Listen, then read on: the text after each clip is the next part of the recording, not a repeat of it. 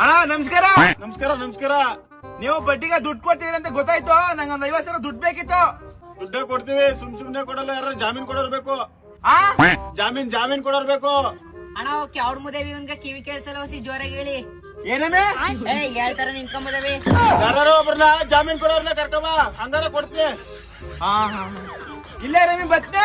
ಸರಿ ಕಣ್ರಿ. ಯಾವಾಗಿಂದ ಕೇಳ್ತೀರಾ ನಿನ್ ಗಂಡಂಗ ಕಿವಿ? ಚೆನ್ನಾಗೆ ಕೇಳಿಸ್ತಿತ್ತು ಕಣೋ. ಡೈಲಿ ಕುಡ್ಕಬಂದ್ ಜಗಳ ಆಡ್ತಿದ್ನ. ನಂಗೂ ಕ್ಯಾನ್ ಹತ್ಬಿಟ್ಟು ಒಂದಿನ ಇಟ್ಟು ನೋಡ ತಕೊಂಡ್ ಕಿವಿ ಹೊಡೆದ್ಬಿಟ್ಟಿ.